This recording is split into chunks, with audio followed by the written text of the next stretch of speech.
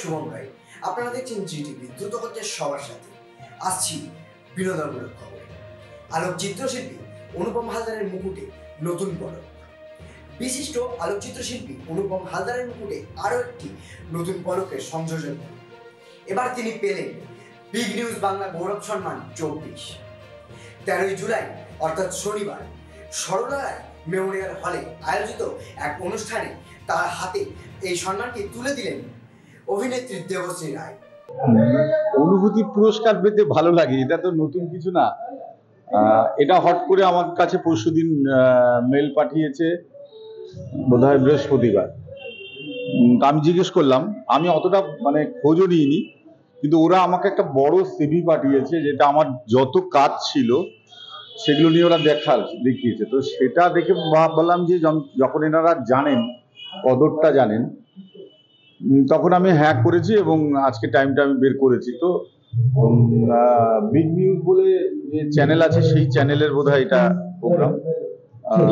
তো আমার তো বিকে নিউজের ওপেনিং এর থেকে এটা মনে হলো যে ভালো ভালো নিউজরা যে আমাদেরকে সঙ্গে নিয়ে যেগুলো করছে সেটা আমাদের ভালো লাগছে, কিন্তু এর একটা পজিটিভ বার্তা সমাজের কাছে থাকা উচিত। অ্যাওয়ার্ড নেওয়া, অ্যাওয়ার্ড দিলেই তো হয় না, দায়িত্বর জায়গাগুলো বেড়ে যায়, সেগুলো নিয়ে কাজটা হচ্ছে কোথায়। আমি প্রতিবারই বলি যে কাজটা তো হতে হবে। তো গতকাল একটা মিটিং আমি করেছি, আমাদের সাউথ ক্যালকাটা একটা বড় করে শিল্পীদের নিয়ে একটা এক্সিবিশন প্লাস একটা অডিটোরিয়াম পার্মানেন্টলি রাখার জন্য। সেটা অঙ্কুরে আছে, দেখা যাক যদি এগোতে পারে। তো আজকে বাবার জন্মদিনের দিন আমি খবরটা জেনেছি। হ্যাঁ, বিশেষ সূত্রে আমি জানলাম, সেই ব্যাপারে আমি কি বলবো? বাবার জন্মদিনটা, আমি তো আমার বাড়ি, পৈতৃক বাড়ি তো দমদম ক্যান্টনমেন্ট। এবার সেখানে প্রতি বছরই সবাইকে নিয়ে জন্মদিনটা পালন করি। বাবার তো অনেকটা বয়স হয়েছে, 90-এর কোঠায়। এবার আমার সঙ্গে বেরোয়, বছরে একবার দুবার বেরোয়, কিন্তু এবছর বাচ্চাদের স্কুলের বিভিন্ন কারণে আমাকে রাজারহাটে শিফট করতে হয়েছে।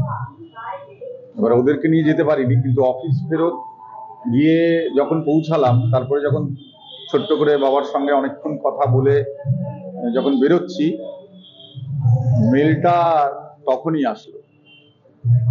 তো ভালো লাগলো যে বাবা মার আশীর্বাদ তো অবশ্যই, ঠাকুরদার আশীর্বাদ রয়েছে আমার, তো তাদের আশীর্বাদটা মাথায় রয়েছে, আর আপনাদের ভালোবাসা। যারা শিল্প বোঝে, যারা শিল্পী মানুষ বা শিল্প মনস্ক মানুষ, তাদের ভালোবাসা না থাকলে তো এই অ্যাওয়ার্ড বা এই একসঙ্গে জমায়েতের কোনো মানে হয় না। এগুলোই আর কি প্রাপ্য। দায়িত্ব বেড়ে গেল থেকে আমার প্রতি মুহূর্তে মনে হচ্ছে অ্যাওয়ার্ড পাচ্ছি, সবই ঠিক আছে, কিন্তু এই অ্যাওয়ার্ড গুলো পাচ্ছি, কিন্তু কাজটা কি করছি? কাজ তো কিছুই করছি না এখন মতো। আমি আমার কাজ করছি কিছু কিছু। আমার যেমন সামনে এবছরের শীতে অনেকগুলো এক্সিবিশন আসবে, অনেক রকমের আসবে, ভ্যারাইটি রকম। এবার মিউজিককে নিয়ে এক্সিবিশন হবে, সেটা অলরেডি কাজ শুরু হয়ে গেছে। কিন্তু সেটা তো একক ক্ষেত্রে, বৃহত্তর ভাবে করতে গেলে সবাইকে নিয়ে করতে হবে। সেই জায়গাটার আমি একটা ভেতর থেকে তাগিদ অনুভব করছি যে সমাজের সব রকমের ধরনের শিল্পীরা যদি একসঙ্গে একটা ফোরাম গঠন করে, সেখানে থেকে একটা জোর পাওয়া যায়। তারা বছরে একবার করে দুবার করে বিভিন্ন পশ্চিমবঙ্গ থেকে বিভিন্ন জায়গায় গিয়ে করলো, এরকম একটা জায়গা যদি গঠন করা যায়, সেটা হলে ভালো হয়। সেই জায়গাটা সমাজের কাছে অনেক বেশি তাদের গ্রহণযোগ্যতা হবে। এখানে ব্যক্তিগত গ্রহণযোগ্যতা ভালো, কিন্তু ভারটা বেড়ে যাচ্ছে, কাঁধের উপর ভারটা বেড়ে যাচ্ছে। যে ছবির শুটিং শুরু হয়েছিল বিড়লা একাডেমিতে, সেইটা কতদূর শেষ হলো? সেটা অনেকটা হয়েছে, এখনো কিছু কাজ বাকি। ট্রাম লাইনের উপর কিছু কাজ আছে, প্রিন্সেপ ঘাটের উপর কিছু, এগুলো শেষ হলে যারা সেটার দায়িত্বে রয়েছে তারা সেটা অ্যানাউন্স করবে যথাসময়।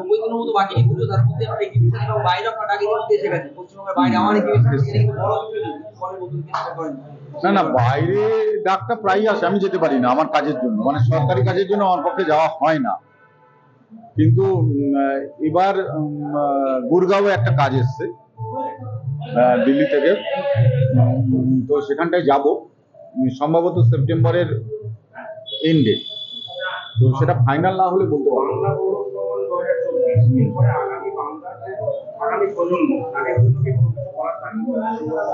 সেইটার জন্যই আমার চিন্তা যে গৌরব সম্মানটা এনারা দিচ্ছেন, এনাদের মনে হয়েছে আমি পাওয়ার যোগ্য। আমি জানি না সেটা আপনারা বলতে পারবেন যোগ্য কিনা। আমার তো ইচ্ছে আছে যে আগামী প্রজন্মকে তুলে না নিয়ে আসলে আমরা যখন এই সমাজ থেকে চলে যাব তখন মানে ধরার মতো কারা থাকবে। তো তাদেরকে এগিয়ে আনার জন্য আমি একটা চিন্তা ভাবনা শুরু করেছি, কিন্তু একার দ্বারা সম্ভব হবে না। একটা ফোরাম লাগবে, যে ফোরামে সমস্ত শিল্পীরা থাকবে, শুধু ফটো আর্টিস্ট বা ফটোগ্রাফার, নর্মাল যারা চিত্রশিল্পী তারা নয়, নাট্যশিল্পী, নৃত্যশিল্পী সবাই থাকবে। অনেকের সাথেই কথা হয়েছে, দেখা যাক। আপনারা এতক্ষণ দেখছিলেন জিটিভি। জিটিভির আর নতুন নতুন খবরের আপডেট পেতে এক্ষুনি লগ ইন করুন www.gtvlivenews.com। দ্রুত হচ্ছে সবার সাথে।